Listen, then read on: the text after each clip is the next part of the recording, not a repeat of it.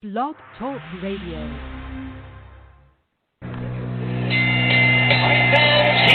we go with the main event of the evening. Ladies and gentlemen in attendance, moms and dads joining us around the world. It's time for the bout you've all been waiting for. Finally, it's showtime. Here, man, we dedicate our life to this sport. We do thousands of sit-ups in camp. We run hundreds of miles, for the ones that take it serious. And we just dedicate ourselves fully to our craft, man. We watch tape. We have attitude. We rooting, and we go into that fight just to land on the line.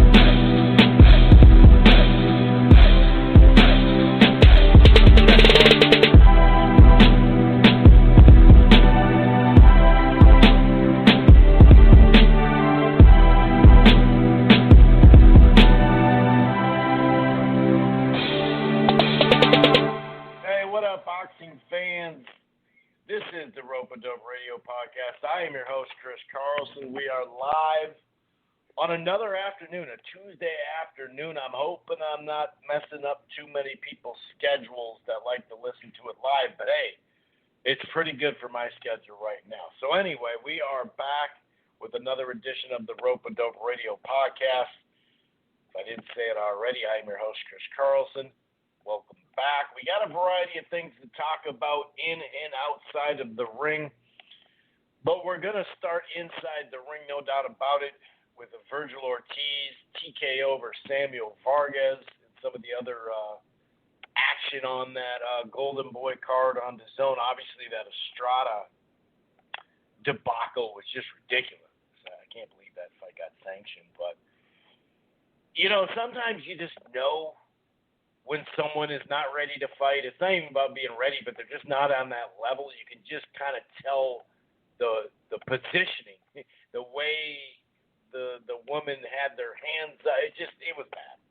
It was bad. But anyway, we are going to talk a little bit about that over the weekend as well. Joe Joyce and Du Bois lining up for what hopes to be a fight, I believe, in October if they can have fans. So we'll start with a little bit of recap. Then we'll move to the preview and prediction segment, kind of just, take a look at all the fights going on this weekend, especially the Showtime fight, Stephen Fulton and Angelo Leo. That's going to be a good fight. Angelo Leo, I'm looking forward to that fight. Two unbeaten fighters. In fact, I think do they have the same record or close to 18-0, 19-0, something like that. Going to be an interesting fight, so we'll break that down and, like I said, look at the other things on the schedule. We got some eggs and cheese, Eggington and Cheeseman, a fight that I can tell by my timeline on Twitter that the UK fans are responding to. So we'll just kind of take a look at all that stuff as far as the schedule. As far as news goes, Mike Tyson and Roy Jones Jr. are fighting. I don't think I covered this last week. Did I cover it last week? I don't think so. I did the show, Wednesday afternoon? I don't think it was announced just yet. I could be wrong, but I don't think. I'll talk a little bit about it. They actually have a price point on it that we'll discuss too. I'm not the type of guy to tell you what to pay for and what to not pay for as far as pay-per-views. I'll just give my thoughts on it. In general, there is some other news out there as far as a possible fight involving Pacquiao. A couple of weeks ago, people were saying, Crawford and Pacquiao are negotiating and we're getting close. Could that be the surprise? A lot of folks think it's Mikey Garcia. Based off of the fight that was the fight that seemed like it was next before the pandemic, right? Whether that's going to be on DAZN or PBC, we really don't know exactly what it would be. But also his management, one of his representatives, Sean Gibbons,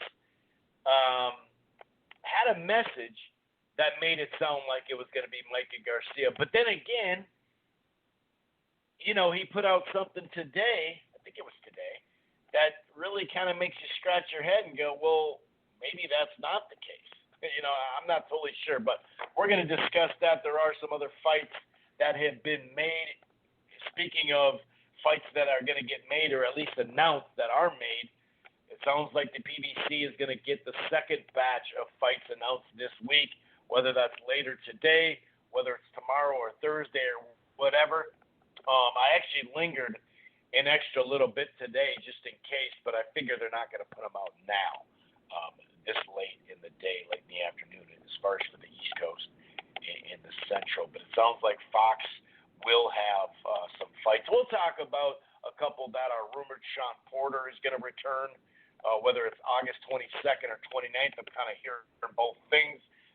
So, yeah, there is, a couple of items. Of course, we're going to have some boxing Twitter.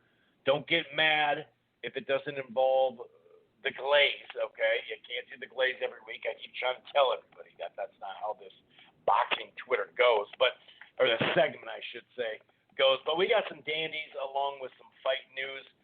By the way, if this is your first time listening to the Rope-A-Dope Radio podcast, welcome.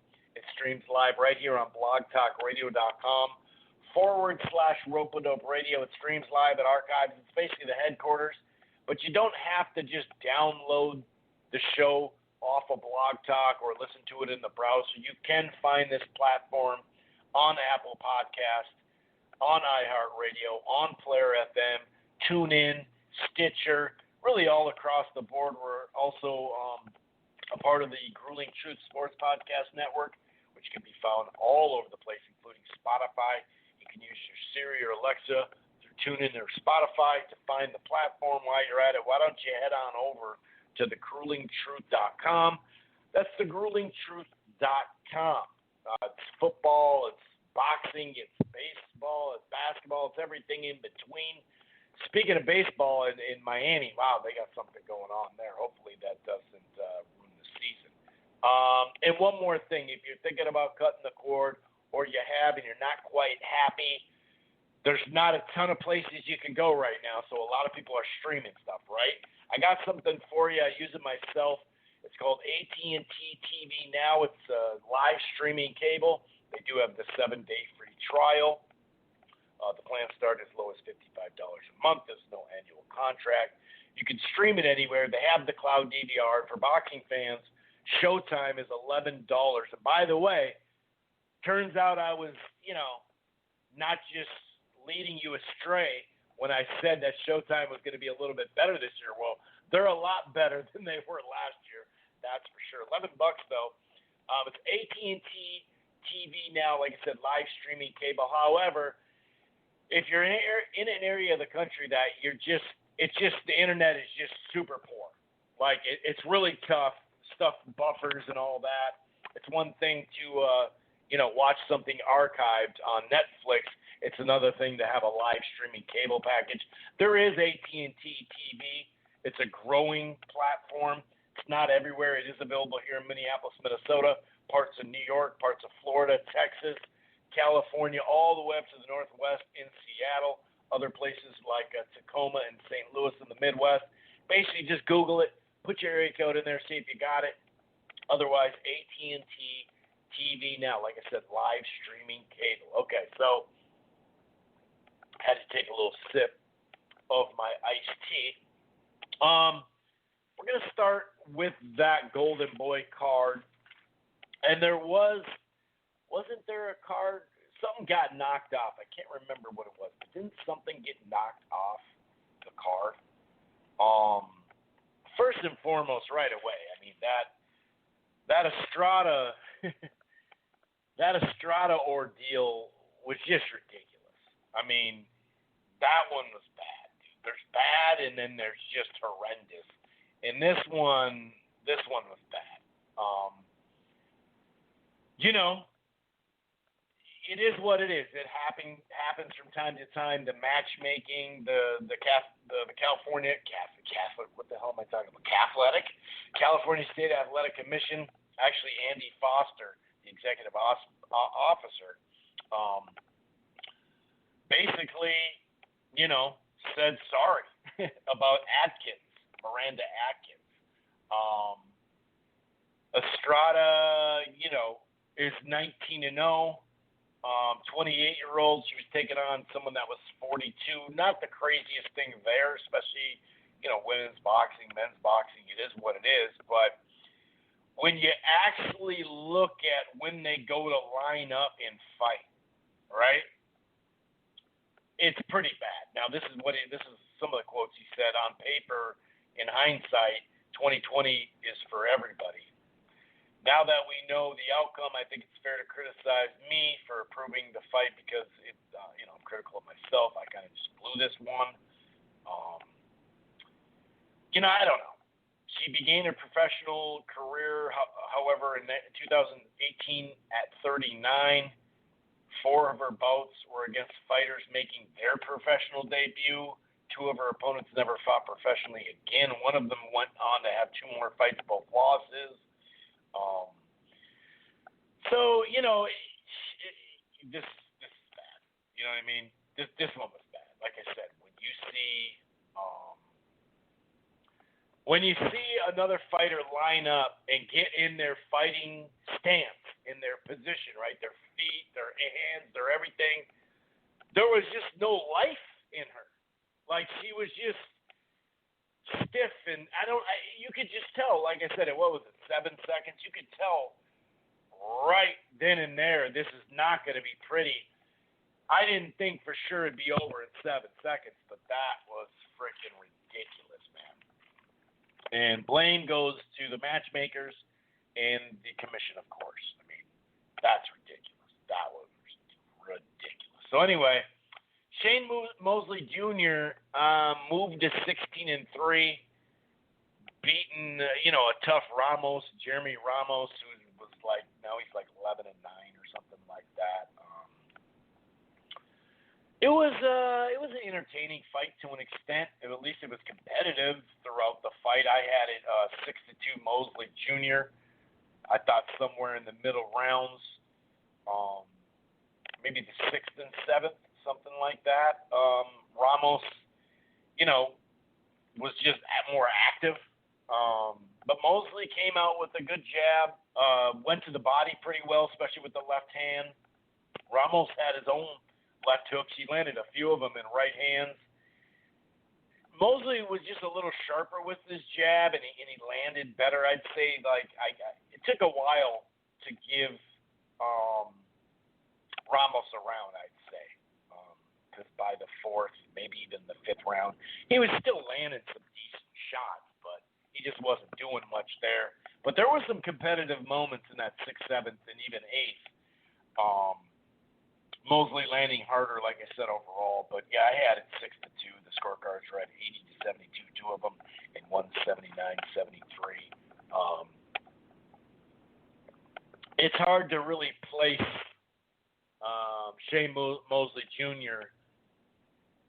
You can't really place him as a contender in my mind, really. Not yet, anyway. I think he's still developing. And Ramos is a tough fighter, but he's like a club fighter. You know what I mean? So it's like you should look better than you did, in my opinion, in this one. That's not to say Shane Mosley Jr. didn't look, like he looked horrible or something, but like I said, he's just a work in progress. Like I said, I liked how he went to the body with both hands. He just got hit a little bit too much for my liking, but yeah, he's still kind of just developing as a fighter, and that happens when you get into it late. On to the main event, Vergil Ortiz Jr. and Samuel Vargas. We did make it to the 7th round, which is the first time Ortiz has entered that round, so I guess that's a positive. There were a couple of rounds near the last couple, I think in the 6th, that Vargas actually had a fair amount of success, won a round or 2, but I saw Vergil come out there and he was controlling the pace mostly. He was working really well to the head and body. I like how he jabbed to the head and body. That tells me a little bit more about him as well. Landed some good overhand rights. He also showed a nice little pivot for footwork and some head movement. At times, his head movement is just like, it'll work, it'll be okay. Maybe he'll roll with the punches. At other times, his whole upper body and head movement he'll get away, from the punch, but he won't put himself out of position to where he can't punch. You know what I mean? I think that you're seeing more and more in that. He was using this pivot, but then once in a while he would use his glove to kind of spin around and kind of turn Vargas a little bit. But also Vargas turned his back too. So, kind of like Sergio was saying, it's Sergio Mora I'm speaking of. You can't do it with your hand, even though we see it a lot. You can't necessarily do that with your hand, but you could definitely do it with the footwork. And when he actually got the warning, it was almost like it totally caught Vargas off guard, and he actually waited for him before he threw another punch. So there was a little issue with that, but not a whole lot. But you could see that third round, near the end of it, maybe mid to last, but especially the last, there were some, I think more like jab and right hands, but there were some seriously flush shots landed by Ortiz, several of them. Fourth round was actually a fun round. Some back and forth. You started to see Vargas becoming more active and actually landing better shots than he was, say, in the first couple.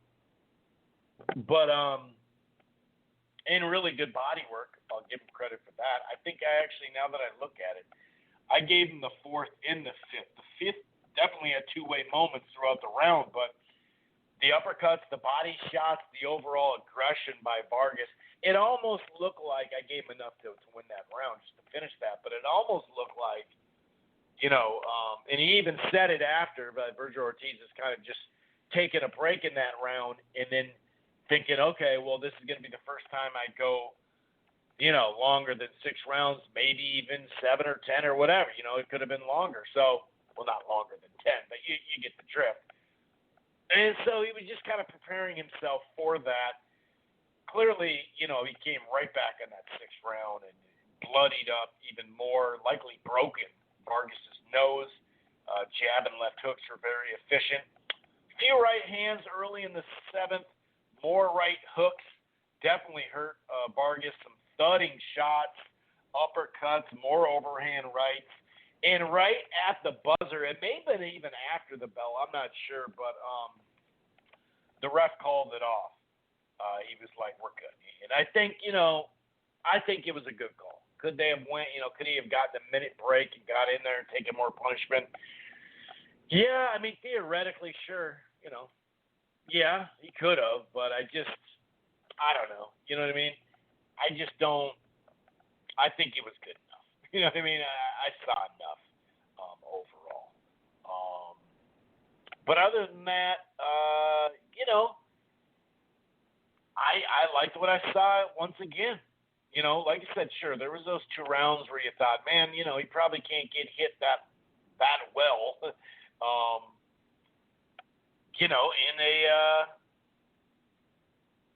You can't, like in a big fight, but then he'll probably even tighten up more, once he starts going up the levels. And I mean, he's pretty much a full-fledged contender now based off the guys he's faced. I mean, has he faced some vets like Herrera and Vargas and some other guys? Yeah, I would definitely put him in the contender range. It's could you still say he's a prospect? What do you have, 16 or 17 fights, all knockouts? Yeah, I mean, I guess you could, but I think he's now faced enough vets to call him a full-fledged contender. And that's not to say I'm not trying to get too technical.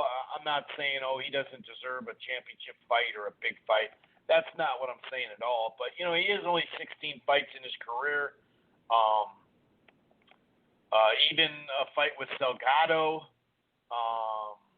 Orozco, Solomon. A lot of these guys were just good, solid vets. And he just took care of business. The guy is definitely full of potential. He keeps getting better. Like I said, I think he just puts on a really masterful performances overall. And I really like the way Golden Boy has moved them. I think they've moved them just like, right at the right time and taking good quality veterans, trying to get them more rounds, because you don't necessarily want your first time going 10 or 12 rounds in a championship fight against a guy that has, a much higher level than what you've been fighting. But that said, this guy, man, 22 years of age, got his whole future in front of him. He was calling out Porter. He was calling out Danny Garcia, Keith Thurman. That's what I'm really interested in, and almost like eerily a little like, oh, man, I hope it works out for him, because obviously it's not like Golden Boy has much at 147 for him, right? And if the zone is, DAZN gave Golden Boy, $18 million a year? So if he does try to get one of these PBC guys over to DAZN, it's going to take some money, because it can't be a low risk, low reward. You know what I mean? Or sorry, high risk, low reward. It's got to be high risk, high reward. You got to give them at least, some dolo. If you think you're going to get Thurman or Porter over there, it's going to be a lot of money. And where's that come from? Does DAZN give them some backing just to make it happen? If it has to come out of $18 million for all their events all year long, besides Canelo events, that's a lot of money. Or not a lot of money, I should say. It takes a lot of money to get a PBC fighter over there. So I'm wondering if Vergil's going to have to go, across the street for his first big fight. And that's kind of the only thing I'm worried about. It's unfortunate. But especially where we don't know where DAZN is, USA DAZN anyway, where they are exactly with the finances. They, not to say, oh God, they're struggling, they're out of, they're not going to, they don't have any money. I'm not saying that. I'm just saying, like, we've heard a lot from Eddie Hearn and Golden Boy saying you can't get your normal money. Well, part of that is, of course, it's the pandemic. Part of that also is, though, them overpaying fighters. So, yeah, maybe some of your guys will have to go way down because you overpaid them. So, and, we've talked about it several times on the show ever since they started overpaying some guys. It's going to be a battle to get a PBC guy over there. And it's going to take a lot of money. And, will DAZN maybe step up and be like, hey, this will work. I guess it's one thing to step up and give $7 million to Mikey Garcia, but that comes out of what Eddie Hearn's deal is, which is $125 million a year or whatever. I don't even know. We don't even know exactly if Eddie has all that money or if some of that money involves Canelo too. We have no clue. At the end of the day, but that's what Hearn said, that he has $125 million. Well, it's not. Is Hearn gonna be like, yeah, man, just for the good of the company, I'll bring him over here, and help you guys out. I don't know about that. You know what I mean? I'm not sure that would happen. Or maybe they now are going to, moving forward, do that with the amount of money that they gave to Hearn. I really don't know, man, but I guess that would be my only worry is I could see him getting in the future, not near future, because Ugas already has a fight, but a Ugas or, one of these guys that don't have a big name that's not going to take a lot of money or something like that. I'm not totally sure. Plus, Ugas will probably win his fight, and he'll be, in the realms, same with Jamal and Delorme, they'll be in the realm of becoming mandatories to other folks with their, their secondary belts. Well, maybe Vergil can swoop in and try to get one of those belts. I don't know. I guess that's really the only thing. He's got a ton of potential. When he gets a guy hurt, good luck to that guy. This guy loves to finish. So all in all, though, a great performance. And, I definitely liked what I saw out of the young whippersnapper. I definitely did. He's got just like I said, the world is in front of him. You know what I mean? And I think they've really, like I mentioned, they moved him well.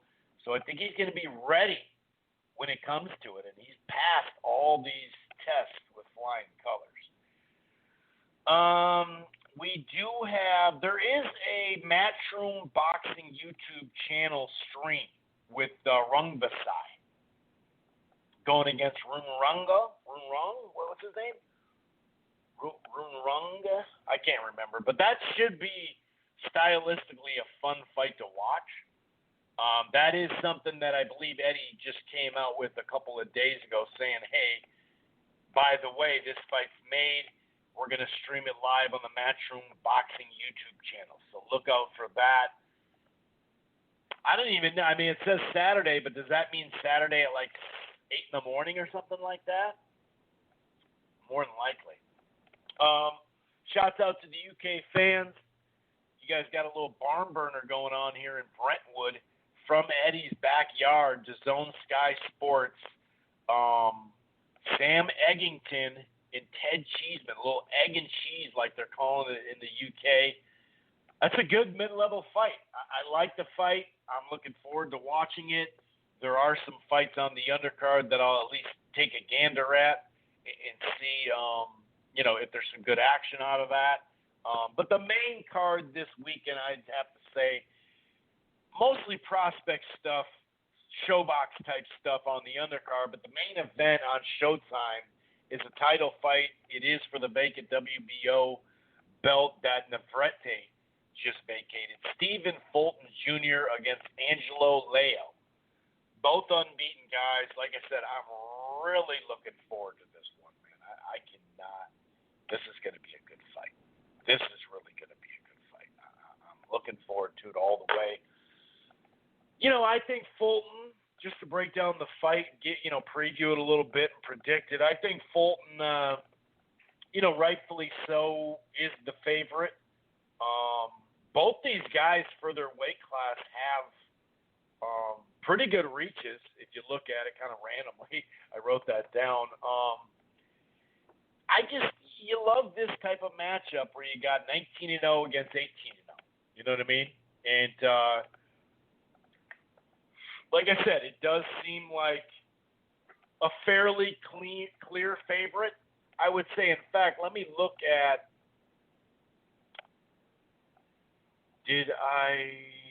Where the hell is it? Okay, so it's Fulton is a minus 227. So that puts, right now anyway, because I think it went down. It opened at I want to say 260 or something. But Leo is a plus 162. So it's not a pick'em fight, but it's fairly close because as long as you're not 2-1 and worse, plus 2-1 or something, it's pretty close to a 50-50 on paper. Aleem and Williams, Aleem is a plus 225, and Williams is a minus 303 when it comes to that. So that's and looking at these odds really quick, that Sinise Estrada, she was a minus 2,500. Atkins 8-1 though, plus 800. So on paper, it wasn't as crazy as you think as far as odds go. But who really knows when it comes down to that? You know what I mean? So yeah, that kind of interesting there. Kind of interesting. Oh, by the way, oh wow, this is gonna be weird. So 8:45 UK time for that Rungbasai fight. So that puts, that's actually that's gonna be Friday night or Saturday morning technically. So that for me that's 1:45. Huh. Okay. Interesting. Anyway, as far as this fight goes, like I said, most people I see think Fulton will win. But don't sleep on Angelo. Don't sleep on him. He's definitely a pretty good fighter. To me, I believe he'll be on the move a little bit more, or at least kind of his in and out style. Both of them are comfortable fighting on their back foot, and also, like I said, that in and out where they're worried about defense, but they are kind of herky-jerking in and out, you know what I mean, and getting their offense off and then getting out of range. But Leo will definitely have to use his jab more than I've seen in some fights of his. Not that I've seen every single one, but the last few, I think he'll definitely, against a guy like Fulton, you'll definitely at least need to keep that distraction, whether it's feints, whether it's jabs to the stomach, which I've seen him do. I think that he's going to have to do that. He really loves to lead with his right hand, throwing lead lefts and left hooks. One of his best punches with that left hook, of course, but especially to the body. So, between the jab and the body shots, I think that is going to have to be there. You know what I mean? But you have seen a couple of guys, even in his last fight against Juarez, the pressure got to him minorly. But overall, he's got good fundamentals, does Leo. Fairly tight guard when he gets closer. It's not, nowadays not too many people have a tight guard when they're kind of at range, right? But he does cover up pretty well once he gets closer to a guy. He can, especially on the inside. I did notice the last couple of fights that he gets a little lungy, especially when he lead punches. So that's something to look forward to. That maybe Fulton can catch him when he does that. But I don't expect either of them to lead the whole time. I think Leo at some point probably will. Fulton's defense, I think, will be tested. He had like a good opening round. Then he had a couple of rounds where he was on the ropes in his last fight, and then so it was like a very minor adversity. But there was something that he got out of that fight, and then he really kind of turned it around. I just think like I said, his defense will be tested. I think he's a little more defensive-minded. I guess you could say slicker. I definitely think he has a hand speed advantage, and the combo punching and hand speed is going to be interesting. This could be just a skill fest in the middle of the ring with both of them kind of darting in and out. Maybe if someone starts tagging someone, repeatedly, then we'll see that person maybe push forward a little bit. So both of them have a lot to offer in the way of winning the fight. I think what stands out to me where they're at is resume as well. When you're in a fight with two contenders, sometimes the resume of a guy, if it's pretty evenly matched, that can go a long ways. And it's not to say that Leo hasn't fought anybody or anything like that. But even the Cesar Juarez fight in his last fight, he's fought some decent fighters. They've moved along nicely, but I would have to definitely lean, towards Stephen Fulton for resume. He fought an unbeaten guy, like I said, in his last fight out in that eliminator. He's off back-to-back unbeaten guys, but nothing like stands way out, you know what I mean, on some of these guys. But Adam Lopez, that was a good fight for him. It was another competitive fight that he got out of, you know what I mean? He found his way, like I said, some of the early rounds in his last fight. Like I said, I'm not trying to say adversity like he was down or cut or whatever. But when you lose a round and you're a prospect, that usually, you usually can kind of tell, okay, so is the guy going to get mad? Is the prospect now going to get mad and try to win the next couple of rounds of the rest of the fight, just trying to, show how more skilled he is, or maybe he's going to try to hurt him and knock him out, or is he going to go ahead and do what he needs to do, use the game plan, the skill that you came in there with, and then knock him out maybe based off technique. And I thought that neither of these guys carry a whole lot of power, but they do have plenty of pop. When they land punches, you can see they're nice and clear. But that Adam Lopez fight, for me, and another one, Joshua Greer, that was a good probably 4-5 years ago, but still, that was like his 7th fight or something like that. So Greer, Adam Lopez, his last fight, to an extent, his second to last fight. I think maybe the experience factor, if Leo had it, would give him an edge. But I edge already slightly to Fulton. And to me, his pedigree as an amateur kind of sets him apart. By the way, there is 6 minutes left of the live stream. 646-381-4990 is the number to call. By the way, it's working this week. Got that fixed. 646-381-4990. Like I said, is the number to call under 6 minutes if you want to listen to the rest of the show. So yeah, I suppose I should make my pick officially. I am picking Stephen Fulton to win by decision. I'm gonna go in like the 9-3 range, maybe 8-4. This could be a damn good fight, and it's 7-5 or something like that. But I'm looking. I'll go 8-4, maybe 9-3 is too much. I'll go 8-4, 7-5, something like that. But we'll walk away thinking Fulton won the fight, and it was just a good competitive fight. Like I said, stylistically, they're not the same.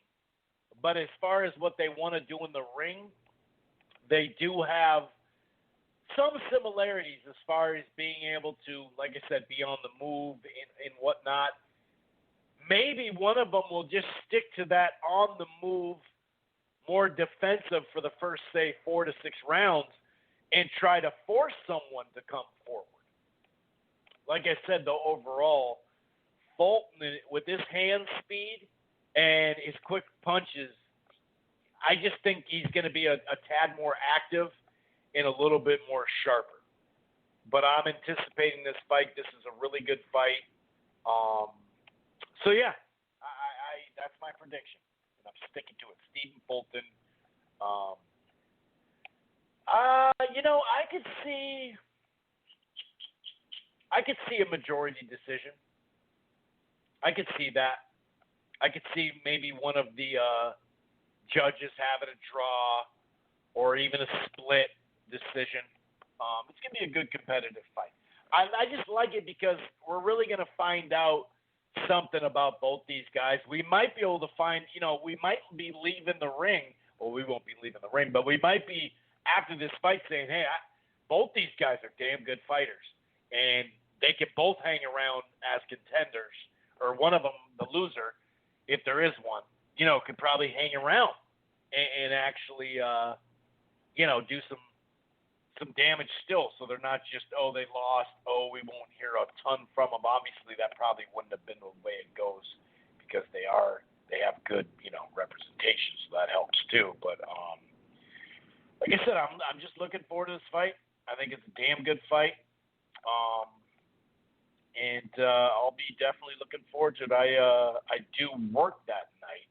I guess that's the only crappy thing, so I won't be able to be live watching it, but that's really not that different of a thing to me because I watch them on DVR a lot. But anyway,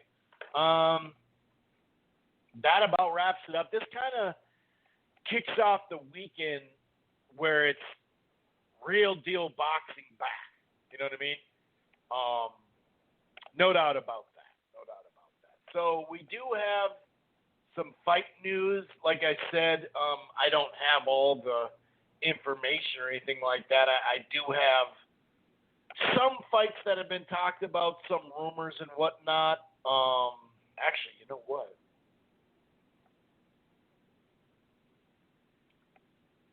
it looks like.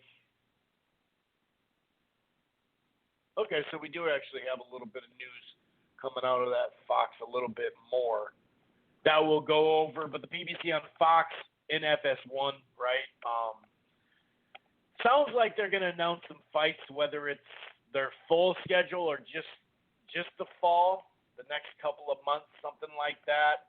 Obviously, Delorme and James is involved.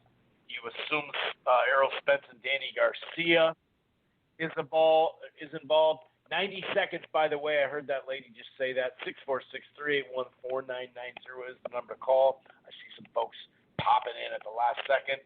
I realize, like I said, I'm kind of throwing you off with this daytime show, especially back to back. So my apologies, but hey, sometimes it works really good for my, like I said, for my sake. We do know one of them. Well, I shouldn't say it's 100% official. We basically know one of them. Beyond, well, I suppose two of them. Well, three because Spence and Garcia. But anyway, Sean Porter, I'm blabbing here. Sean Porter is taking on a German welterweight, unbeaten German welterweight. I've made this joke before. I think I made it for the guy that fought Caleb Plant and maybe some of the other guys that they get. Like, I think, was it Navarrete or who was it? Somebody fought like the fourth-ranked middleweight in Germany. It's like, I mean, at least you could get the first-ranked dude in Germany. And no offense, Germany, I'm not trying to rip on you or nothing like that. You guys have actually been supporting boxing for quite some time, so I appreciate it. But I did watch some highlights of this guy.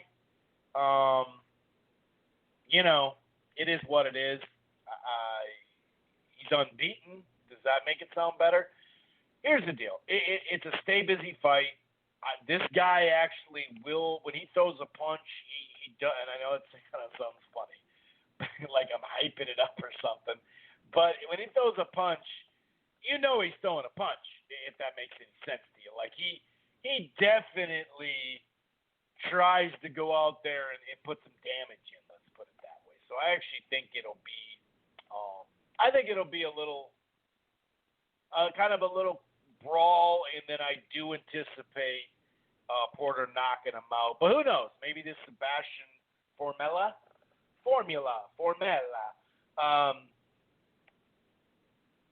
Maybe he's really good. Maybe he's better than I don't know. But like I said, at least he's the number one ranked welterweight in Germany, according to BoxRec, of course, and not like the fifth rank. I guess that's a step up. Does that sell the fight at all? No, here's the thing. Sean Porter, the guy fought Kelbrook, Danny Garcia. I mean, he's fought a lot of guys, dude. Look at the last, 3 to 5 years. I mean, look at his last three fights. Spence, Ugas, and Danny Garcia. That's pretty freaking good. And he took a little bit of damage against Danny, took some damage against Ugas, but don't get me wrong. He definitely dished out his fair damage against Spence and some of those other guys too.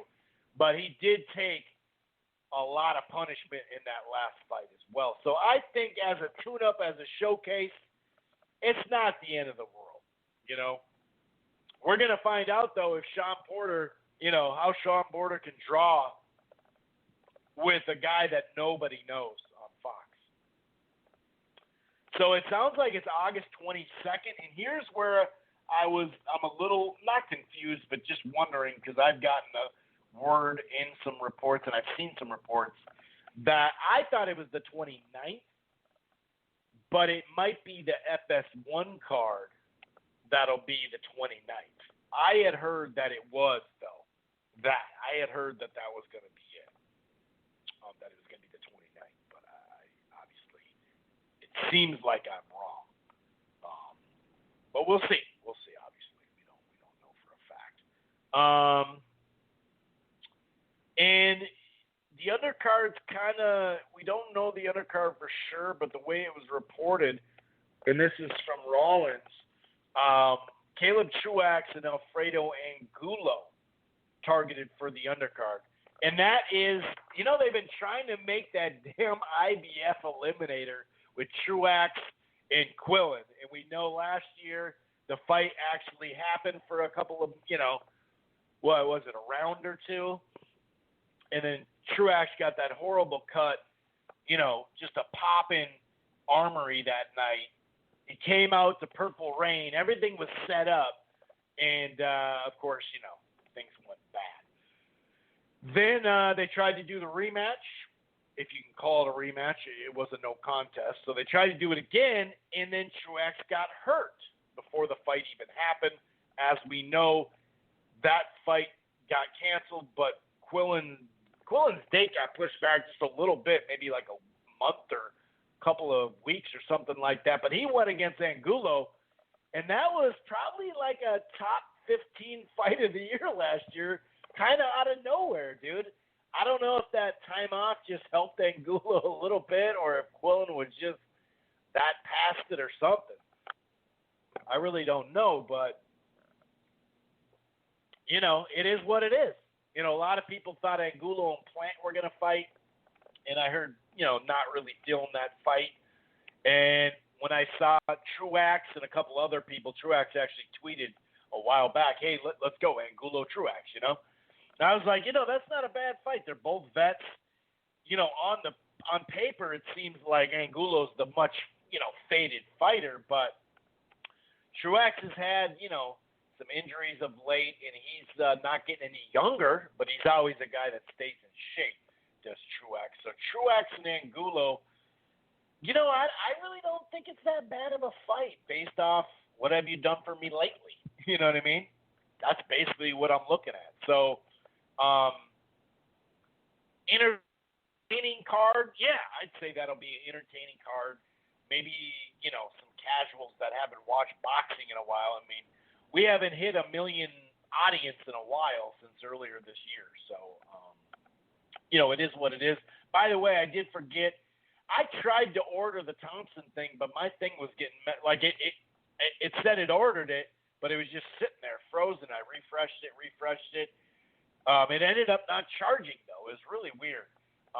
But Brandon Cruz did beat. What was the guy's name?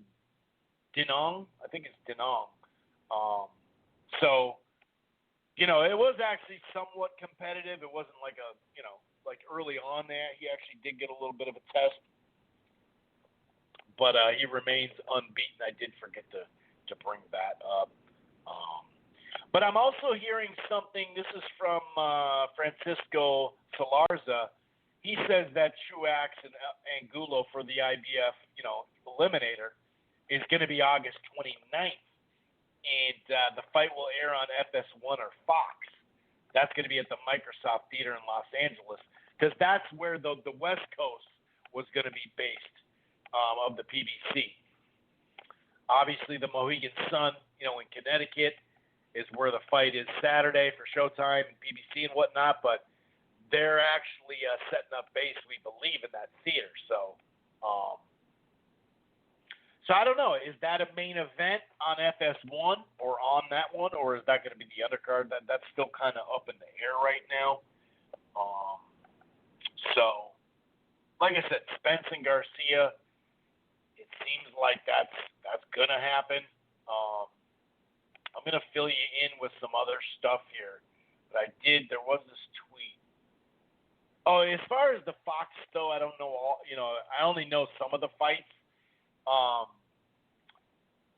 But someone was even talking about on Twitter, by elimination, the process of elimination. You got Spence Garcia, Pacquiao, Thurman, well, maybe Pacquiao, Thurman, Ugas, Porter, Caleb Plant, Pascal, Harrison, Jared Hurd, Ruiz, Klonowski, Ortiz. You assume Wilder's coming back. So, some of these fights are going to involve those fighters, right? That's pretty basic and easy to see. So, we'll see what they announce. There was some of these what was it? It was, well, you figure Ugas and Ramos are going to fight on a Fox card, you assume. Maybe, that would be a really good co-feature for Garcia and Spence, in my mind. That'd be kind of interesting. Here's what WBC President Mauricio Suleiman said on ESPN Knockout. They were talking about Spence. There's a surprise coming. There's a series of fights that are about to be announced, and definitely one of them will be Spence and Garcia. We already knew that. But he said there's a surprise coming. So then all of a sudden people kind of, well, okay, it must be that. It must be this. It must be, you know what I mean? So I'm not totally sure exactly, you know what I mean? But we do know Ugas and Ramos that got ordered not all that long ago at the beginning of this month. They're going to fight, which I like that fight. I favor Ugas, but Ramos is a damn good, hard-nosed fighter who some people did think he did enough to at least get a draw, if not a win, against Jamal James a couple summers back. Ugas and Ramos almost certainly will be part of that. And then Butsiev will get his shot after, because remember, Butsiev went against Best Putin. Best Putin beat him, but he got popped on a PED. So Ugas Ramos for the regular, WBO or WBA, but then they have to face Butsiev. So that'll be one of the fights you kind of assume that will be there. Here's another fight. This is on Showtime, though. I guess it's going to be added to the Charlo Rosario undercard. Ladarius Miller and Michelle Riviera. So if that is on that pay-per-view card, that's a legit fight right there. That's a good fight. That's a great prospect/contender fight right there, in my opinion. I really like that fight. I'm not trying to hype it up like it's just the best fight ever, but it's, for what it is, it's a damn good fight, dude. I really like that fight. Oh, actually, somebody sent this to me. Graham Houston was having some problems as well. Ordered the Thompson Boxing, got a receipt from PayPal, but all I see on my screen is order now link. That's what I got, the order now link. And then I heard that people that night saying refresh it, refresh the screen and whatnot, but that wasn't working for me. So I don't know. Too bad though, because I did like that. So what else do we got for some fights that'll probably be announced here soon? Oh, but as far as that Pacquiao, just to kind of, clean that one up a little bit, Pacquiao and, where is it? There we go. So there is, I don't know, I call it a really strong rumor, but then it's been kind of back and forth. It's really weird. So, like I said, Sean Gibbons came out and said that he hinted about a fight, and it was Pacquiao and Garcia. That's what it looked like to me. But then there's an article that came out, and you're like, really? Okay, like, that's kind of weird. Where is it? Okay, there we go. So, yeah, he hinted at it. He put up one down, one to go. He had an Instagram post of Thurman and Garcia, and he put one down and one to go. So does that mean they're going to fight this year, or is that just one down, one to go? Like, that's what your next fight is? Because we did assume that was going to be his next fight. And a lot of people, because all of a sudden we heard that now Pacquiao's not with the PBC, even though Gibbons said he was, and everybody thought it was a 3-fight deal, but it's only been 2 fights, Broner and Thurman. But then maybe there's an option for a third. Was he fighting? Yeah, I was going to say, was he fighting Matisse, under Heyman at that time, and that's the third fight. But I doubt that'd be the case because why would ESPN Plus pick it up at that time? I don't know. But anyway, so that's why people were saying something about that, like, hey, this is a big one. And then also that Mauricio Suleiman, him saying, oh, there's some big news, there's some surprises coming. And obviously, you know, we're kind of up in the air on some of this stuff. But here is what now Gibbons is saying that Manny Pacquiao, this is from World Boxing News, Manny Pacquiao future uncertain schedule set to rule out 2020 fight. And in this article, they talk about January and July because that's obviously the dates that work best, you know, for Manny with the Senator stuff. January, July, and that's a big thing. Gibbons says, you know, it's still a waiting game. There's possibilities, but you got to remember there's a lot of things that have to happen first. First of all, COVID needs to rapidly get slowed down in the U.S. or in Saudi Arabia where we have offers. So the U.S. and Saudi Arabia where they have offers, which sounds about right? The other thing is the schedule. You got to remember his time to fight generally is July, January. So it's too early still to say if he'll be able to return. We're right in the heat of COVID, so everybody is really just kind of in a holding pattern.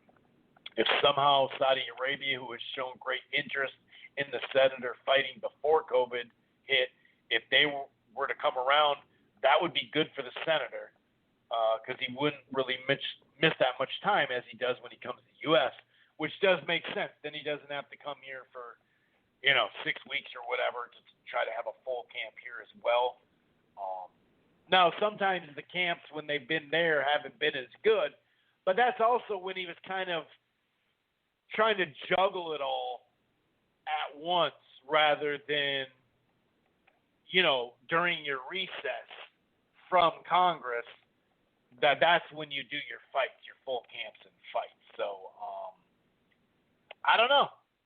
I really don't know, but like it says here, by that time, if it was January 2021, Pacquiao will be 42 by that time. Now, I do think that this rest has helped him.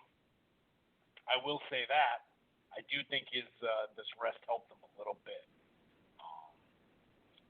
Just because, although he won cleanly, he did take a fair amount of big shots. Been a while since he had a fight where he took that many shots, in my opinion. And he even said, hey, man, Thurman was tough.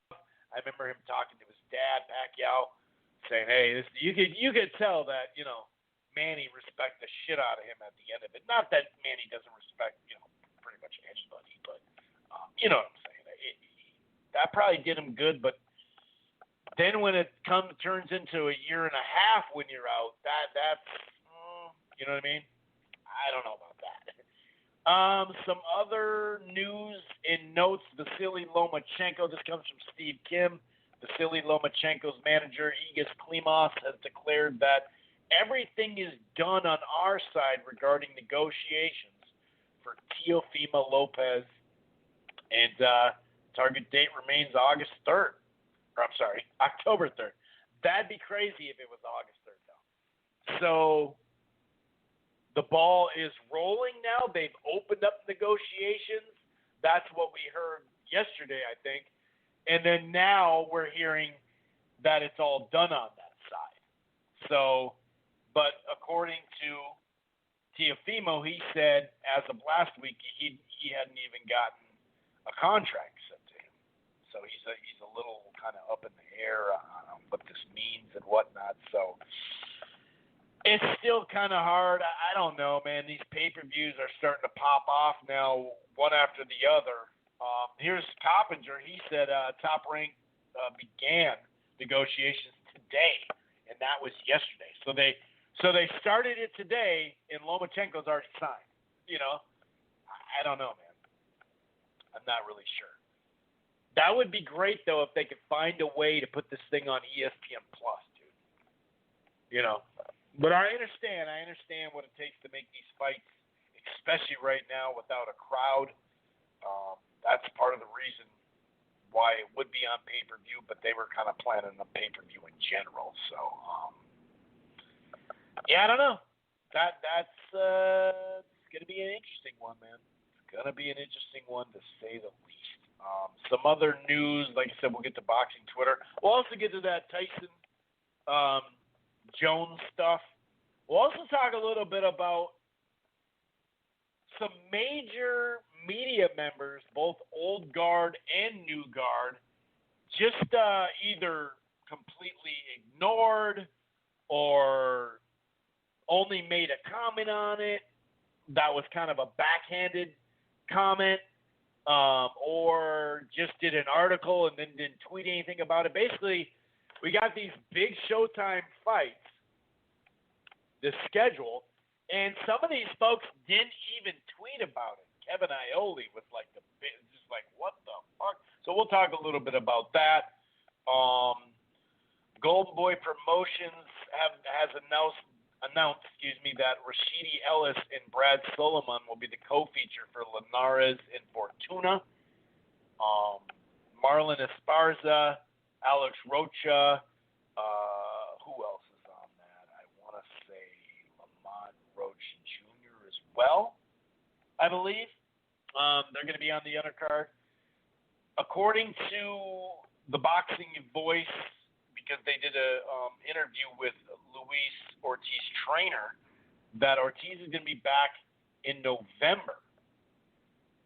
So, and Carlos Negron will be fighting unbeaten Darmini Rock November 7th. Negron. So anyway, sounds like Ortiz is back in November. Now, is he going to be part of that schedule that Fox is going to release? Not totally sure. I assume that was what he was part of. I could also see them putting Ortiz, on the undercard for Spence and Garcia. That would make a lot of sense as well. So we'll see. Here's an interesting fight for a guy that is still developing as a professional. I know a lot of people won't like it because they want to see him against the best, but Devin Haney and Gamboa, Yuriorkis Gamboa. Right now, I don't know how Gamboa is going to look after, that injury to his foot, or was it his calf? I can't remember, but clearly in his last two fights, he's come mentally and physically prepared, which once a guy gets a little older, gets some money in his pocket, sometimes you don't really know if they're 100% there or if they're there, pretty much, but also for the money type thing. I did like where I liked Gamboa just looked good on the scale, looked good in the ring, pretty good in the ring, and hey, he held up to a pretty big puncher while he was injured. So I understand that, Devin Haney needs a big fight. Sometimes it's a process. A lot of times it's a process, as we know. And considering where he is, which I think you got to look at. I know he's not a prospect anymore, but he's not really even a champion, if we're being honest. So, I don't mind the fight. The fact that the most popular fighter at that weight class fought him and the guy lasted that long, the measuring stick comes right into play with that. I was able to knock him out in the eighth or knock him down 5 times, like we've seen Gamboa at times go down, but then pop right back up. So it sounds like that fight is happening. I don't know exactly where they are. I'm assuming it would be on the Zone. And Gamboa is with the PBC, so that would be a PBC fighter going to the Zone. And that's kind of the level that Vergil Ortiz might get to come over, if that makes sense to you, from the PBC at welterweight. We'll see. But I don't mind the fight. I like the fight. Like I said, he's crafty. He still has some hand speed. He still has some pop. He's buzzed a lot of good fighters. I mean, he buzzed Crawford. We'll see. Bob Arum on Inoue's next fight. We're going to bring him over here and get him going probably in September. Does that mean get him going like in September he's going to get him going and then close out the year? Or does that mean September? Like we're bringing him over right now and he's going to fight in September. We have to talk to Casimiro. Is he willing to take a purse reduction like Inoue is? If not, we can put him in with Jason Maloney in with Inoue, which may be a better fight. Well, I don't know about maybe a better fight for sure, but that would work. Casimiro, or Casimiro, it sounds like he's going to have to take less money to get that fight. Eddie Hearn is talking about he's insisted that Roman Gonzalez and Juan Estrada unification rematch will happen next.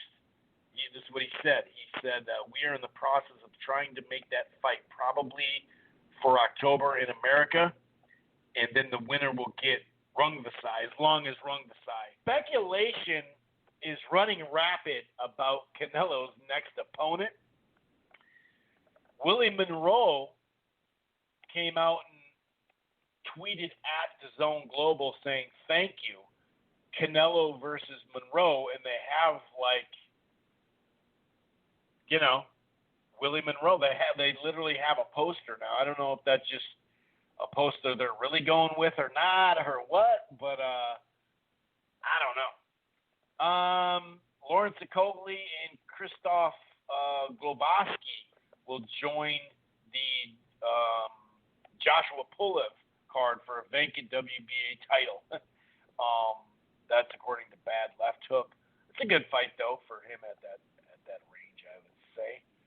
R.I.P. to Grishino Yancey, former New York Golden Gloves amateur, dies from a gunshot. He succumbed to his wound as paramedics were taking him to the Staten Island University Hotel, unfortunately. 32 years old. Rest in peace, man. That's a tough one, man. Hey, by the way, I'm glad someone sent this because I actually screenshotted this. So maybe I just missed this in the past for DAZN at the beginning of their broadcast, but I didn't see this before. So maybe, like I said, maybe they've been doing it this year, and I just fast forwarded right when I hit play. I don't know, or wasn't paying attention, or scribbling some stuff down to start, getting the scorecard ready or something. I don't know, but this is what it said. I noticed this 2 nights ago when I watched that Vergil Ortiz fight in that card. The following program contains scenes of violence from the very beginning and throughout, and is not suitable for spectators under the age of 18. Really? So you got YouTube fighters on your channel, but it's not suitable for people under 18? Like, why would you have boxing on network TV then? That's all there was so much. CBS, NBC, ABC, all three of them would carry boxing in the 80s when I was a kid. So the following program contains scenes of violence from the very beginning and throughout, and is not suitable for spectators under. What is that? What is that? It's kind of like when the Khabib McGregor thing popped off in the ring, and DAZN, or not DAZN, sorry, but the UFC pulled all the way back and showed the wide shot while the action's going on. It's like, dude, we paid the pay-per-view. You got to let us see this. What the fuck are you doing? You know what I mean? Like, what's going on? So, yeah. I don't know. Like I said, let me know if I've just dropped the ball and that's been going on or something. I don't know. But, that's pretty strange, if you ask me. I'm a little okay, so you don't want people under 18 to watch your stuff? Was there a lawsuit that I'm missing? Did someone have a bunch of nightmares and they sued DAZN or something? Am I missing something there? Let me know. Maybe it's just me. Speaking of Canelo's fight, this comes from Kim as well. It just says lawyer, DAZN holding up plans for Canelo's fight. That's what it says. So promoter Eddie Hearn has said WBO Callum Smith is a leading contender in the fall. However, multiple sources told ESPN that DAZN is asking for a steep discount from Alvarez for this particular fight, which is keeping the matchup from being finalized. Canelo is in great shape. He's been training hard. He's absolutely ready and on track for a fight in September, said Greg Smith, Alvarez's lawyer. If it's up to him, in him only, he would have already announced the fight. There's obviously other parties and other things involved that are out of his control, but everything he can control, he's on track and prepared. Everybody, including Team Canelo, is waiting to find out if DAZN's going to live up to its obligations. I am aware of no other sticking points. DAZN declined to comment to ESPN. Golden Boy has always been about making the best fights for the fan, especially for Canelo, yada, yada, yada. We are still waiting for DAZN to approve one of those great fights. Like whatever they say. So Canelo and Golden Boy intend to put on a fight in September and expect DAZN will honor obligations and give the fight fans what they deserve, an evening with the best fighter in the world. Interesting. So a source familiar with the relationship told ESPN that officials at DAZN have grown increasingly frustrated with the matchups that have been formulated for Alvarez. While the likes of Jacobs and Kovalev are certainly solid, they didn't have the type of impact a third go-around with Golovkin would be, obviously. So they're asking for a pay cut. And according to an article written by Hauser, we didn't really know where the Canelo opponent money comes from. Does it come right out of, does it come out of Canelo's purse? Does it come out of Golden Boy? Is it a combination? Now, we don't know this to be a 100% fact, of course, but this is what Hauser claims he knows. DAZN pays Golden Boy $40 million for each fight card headlined by Canelo. So Golden Boy pays, Canelo the 35, and then there's 5 left over. This leaves Golden Boy with $5 million plus the live gate and other revenue streams to pay Canelo's opponent, the undercard fighters, and the host site and other expenses, promotional expenses. So it's costing DAZN $40 million a Canelo fight, and then they get to divvy up that $5 million how they want to. Well, obviously they're not going to have that $8 million or whatever at the gate. So, I mean, even before the pandemic, when they did have that gate money and all that, they were still taking forever, dragging their feet. And so I don't know, man. It's just,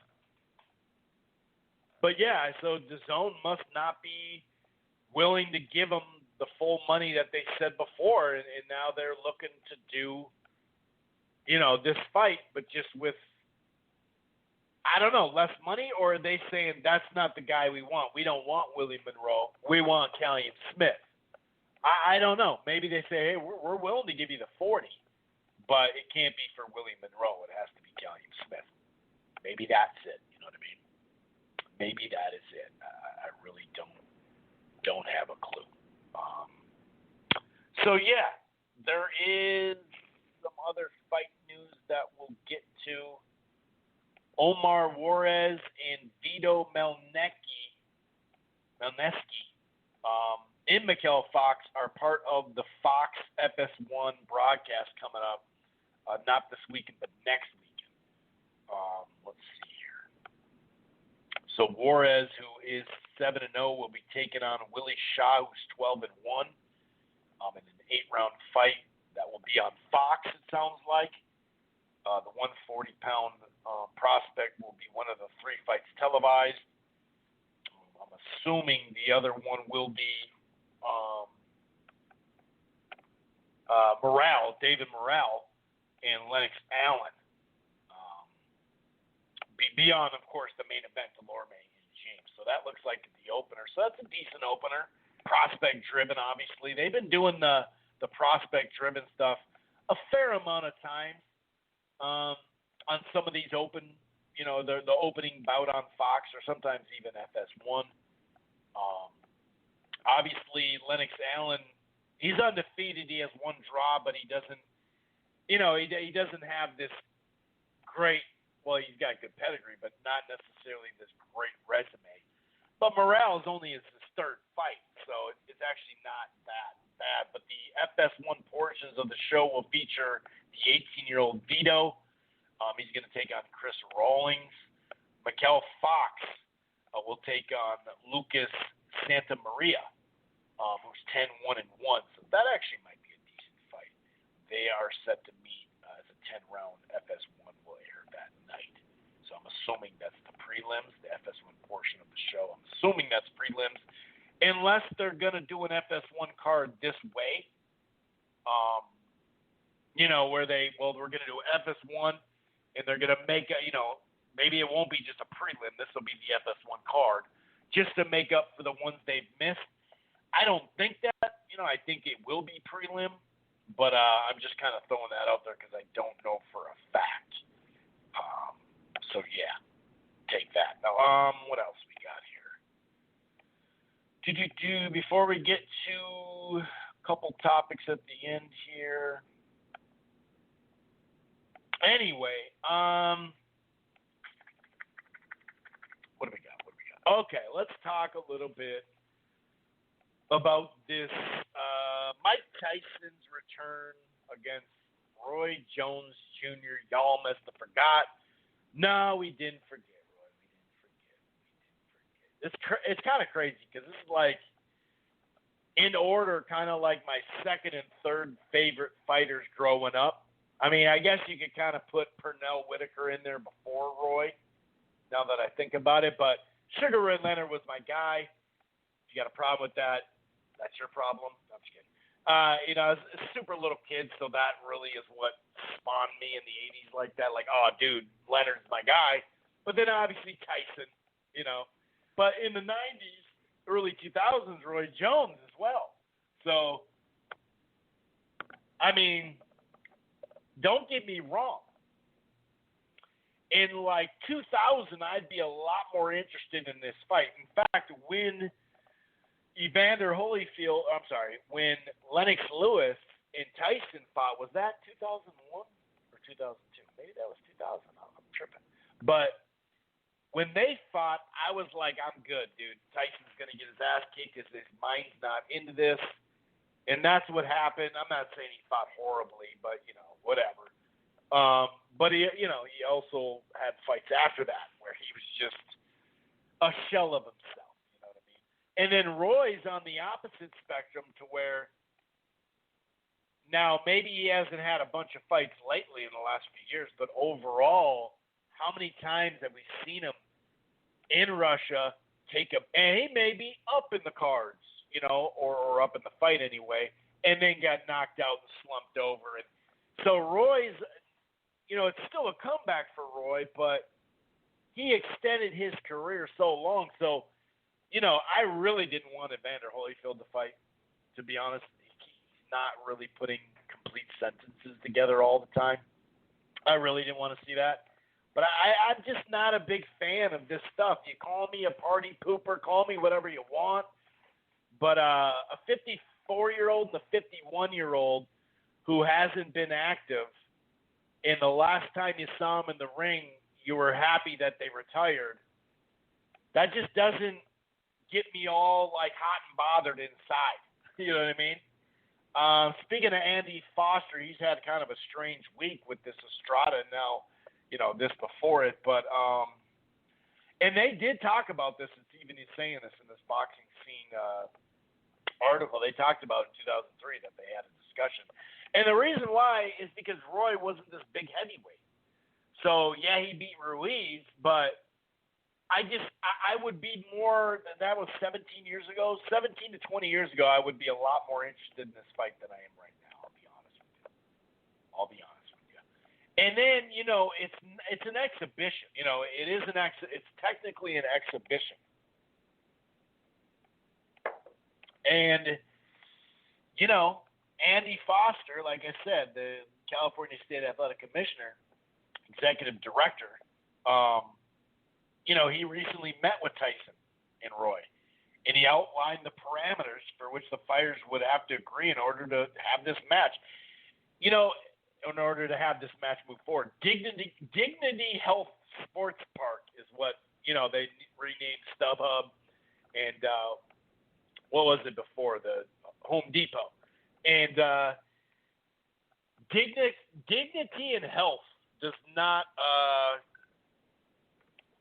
really describe this type of lineup here. But here, the rules for an exhibition, as explained, include 8 3-minute rounds. So you're already paying pay-per-view, and we'll get to the price point. Because a lot of people thought it might be $10 or $20 because this app is tied with it. That's not the case. I'll give you the price in a second, but so 8 rounds, not 12 championship rounds. 8 rounds, 12-ounce boxing gloves, no headgear, but no judges to score the fight. So, you know, this is what he actually said when he had a Zoom meeting with it. He made it clear. He made it clear. He clearly advised fighters, don't y'all start to kill each other. Don't y'all start trying to kill each other. I wanted to have their assurance that they understood. I don't care if they spar. I don't care if they work. They are world-class athletes. Even still, they have a right to earn, you know, all these types of things. They're about the same age, but we can't mislead the public. And I'll repeat that. We can't mislead the public as to this some kind of real fight. They can get in a little bit, but I don't want people to get hurt. They know the deal. It's an exhibition. They can exhibit their boxing skills. I want to make it clear. We can't mislead the public. It's an exhibition. They can exhibit their boxing skills. That tells you what kind of fight this potentially will be, but I don't want them using their best efforts to hurt each other. So the only way the fight can stop, well, actually 2 ways, a knockout and a cut. Literally, if someone gets cut, the fight's over right then and there. This is the thing. Like, I'm glad they're doing these rules, sure, but that's the reason why it shouldn't be happening, let alone on pay-per-view. They're going to spar hard, but they shouldn't go for a knockout. This isn't a record book type of fight. This is not World Championship Boxing right now. It's not what it is. People shouldn't be getting knocked out. The public can see what kind of shape Roy and Mike are still in. We wanted to make sure they both understood it was a sanctioned exhibition. You can move around and make some money. We're glad to have it. All the rules are going forward, blah, blah, blah, you know. But basically, you know, they're not trying, you know, we're not trying to get them hurt. I'm sure there are going to be times where it heats up. Roy's job is to go in there and put the ice on.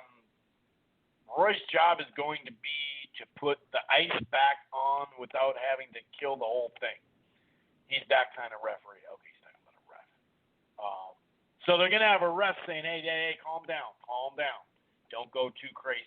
You know what I mean? So, like I said, if there's a cut, it's over. I want to be respectful to everyone. There are even Vegas odds on this thing. It's not going to be scored. How are they going to have Vegas odds? So Roy Jones says he has the potential to make more than $10 million as long as, the pay-per-view numbers are big. The Eastside Tyson money situation is a bit more mysterious. It's going to be a variety of charities. Nobody has to ever worry about me getting rich or getting jealous or saying I'm doing this for money. I'm not getting anything. I just feel good doing this. I can. And that part of it I've always liked. You know what I mean? The charitable part, because they can raise some money, no doubt. Tyson does plan on staging more exhibitions in the future as part of a newly launched venture, Legends Only League. Trill has reportedly paid $50 million. So,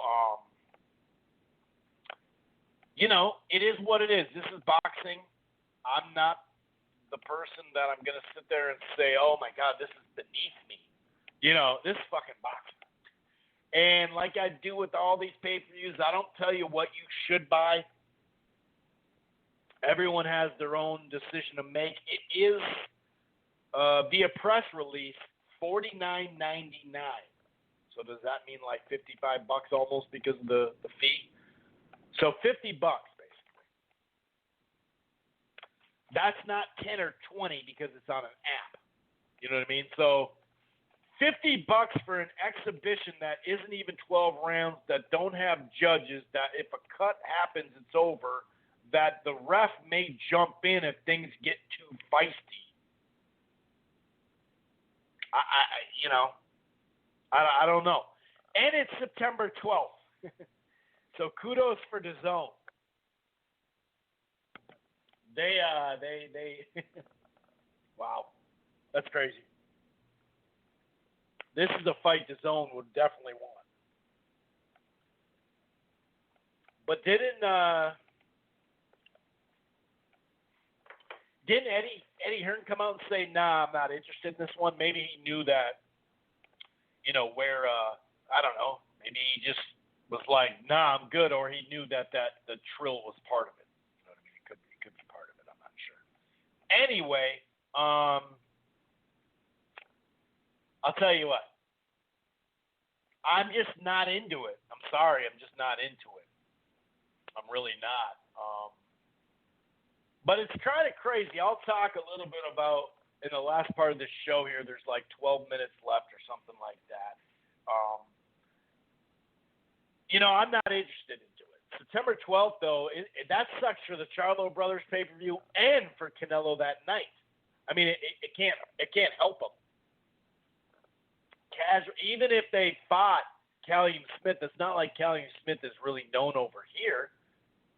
I think it would do good if they had, DAZN UK for sure, but I don't think it would do as well as Jacob's fight or Kovalev fight. But to have Tyson and Roy Jones, to have that many casuals, I don't know. It's not a good look. It's not a good look. But what's crazy about it is you had some boxing guys, and some of it is like old guard media. Some of it's new too that are tied. You can really see now who's tied with an actual sponsorship from DAZN or where else, but more than likely DAZN. Like you could kind of tell before, obviously, but now this is really starting to separate it because. And I'm not talking about, when I say media, I'm not talking about like Timothy Bradley, who is a broadcaster. I'm not talking about Goosen. I'm not talking about guys that are tied, Tessitore, that are tied to the actual broadcast. Now, Chris Mannix is kind of a combo deal because he's had a podcast long before DAZN existed.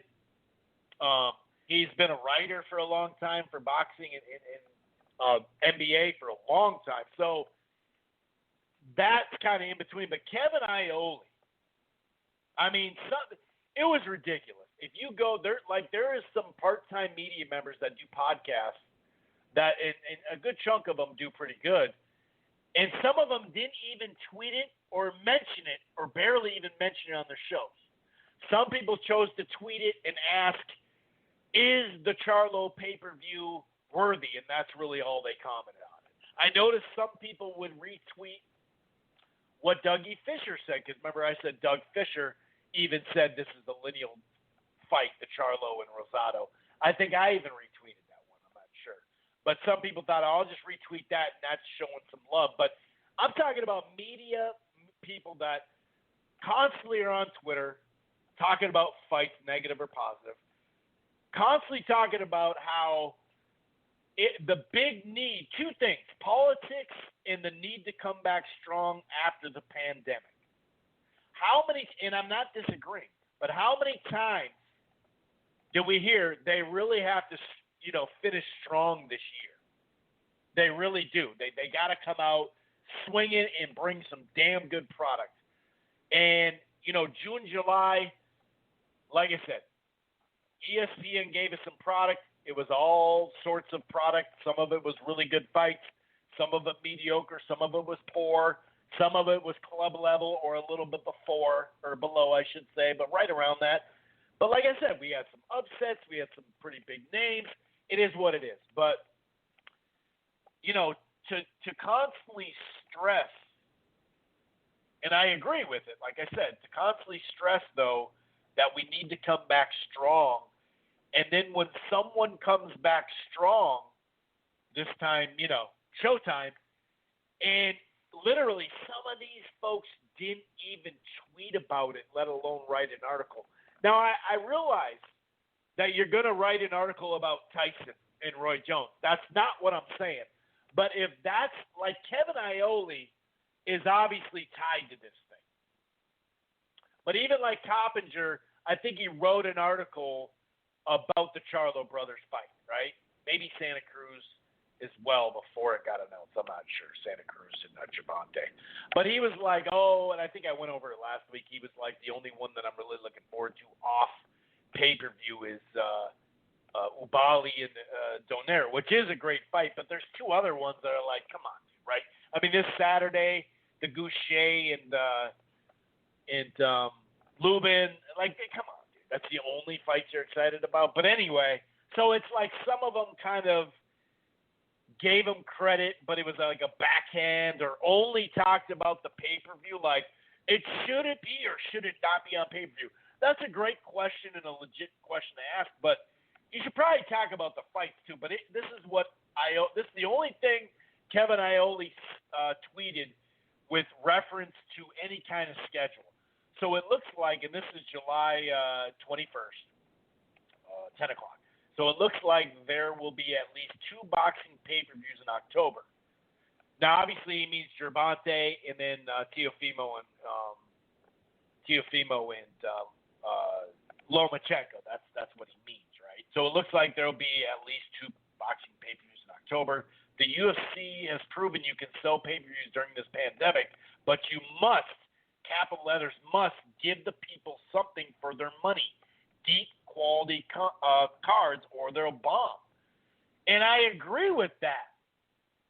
But isn't that what the Charlo is? The Charlo card?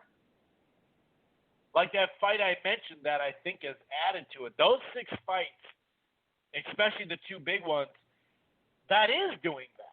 So you commented like, well, you better get your shit together. But then he turns around and I literally, because somebody said Iola still hasn't mentioned anything, and I was like, no way. And I went to his page, and it was literally maybe 2 days after the announcement. I don't really remember, but maybe 3.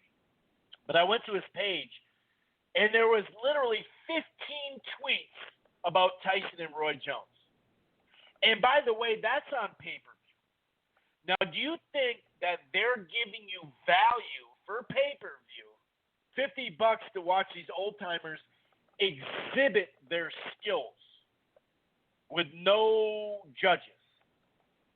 I mean, seriously?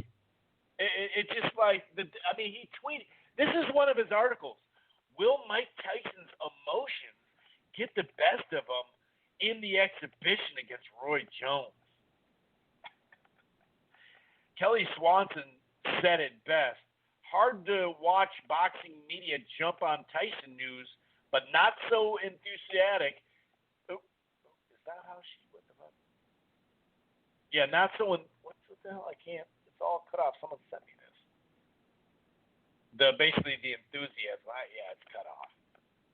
But I do remember seeing this tweet, and they were basically saying, oh, so you'll jump on that one. Cool. I expected to jump on that one, but not really, not reporting on the Showtime fights, the announcement yesterday. And Ioli says, thanks, Kelly. And it's like, well, dude, like, seriously? And there was some part-time media members that came out and were like, oh, dude, I'm not going to give Showtime any credit. They're good fights, but I'm not going to sit there and, like, suck up to them or that type of shit. It's like, come on, dude. By the way, that Triller app says it's been downloaded more than 140 million times and has 50 million monthly active users. So that's another reason why DAZN wasn't involved in that.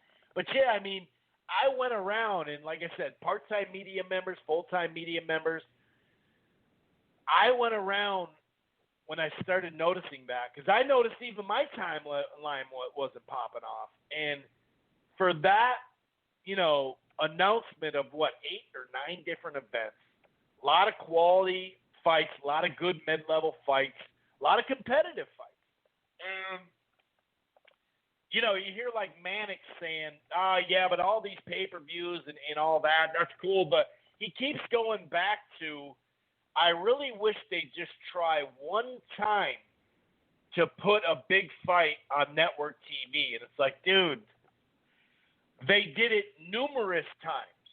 And you know what they found out? That model doesn't work right now. And especially in these times when it's not like advertisers are just throwing out money at people, right? So he keeps saying this, like all of a sudden the pay-per-view is the worst thing ever. They weren't saying this when HBO was doing pay-per-view. That's my biggest problem. He also says that Jake Paul and Nate Robinson will be on the undercard. So once again, Ioli, is that quality for $50 pay-per-view? Is that quality, or is the Charlos giving you more quality that night? I mean, like, come on, dude. This shit's getting stupid. Like, to sit there and say that you got to come back strong after this after this time off. You're right, and Showtime is.